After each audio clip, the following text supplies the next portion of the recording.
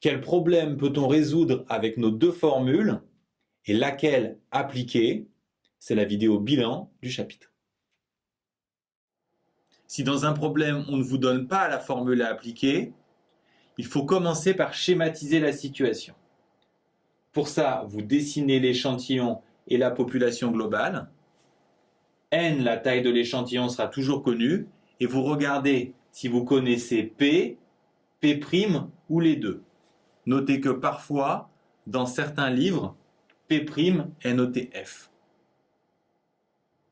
Si on connaît le pourcentage de la population globale et qu'on cherche celui de l'échantillon, on fait un intervalle de fluctuation à 95%. Si à l'inverse, on connaît le pourcentage sur l'échantillon et qu'on cherche celui de la population globale, c'est le principe des sondages, on fait un intervalle de confiance à 95%. Maintenant, si on connaît les deux, P' et P, c'est l'intervalle de fluctuation qu'on privilégie.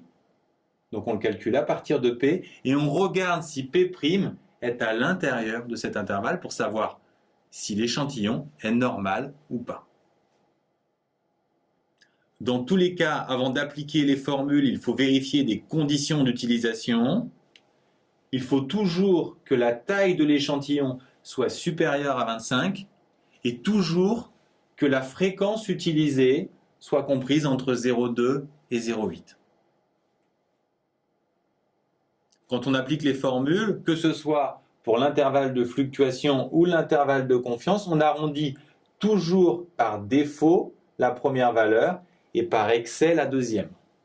Enfin, dans le cas de l'intervalle de confiance, on vous demandera parfois quelle taille d'échantillon il faut prendre pour avoir une certaine précision.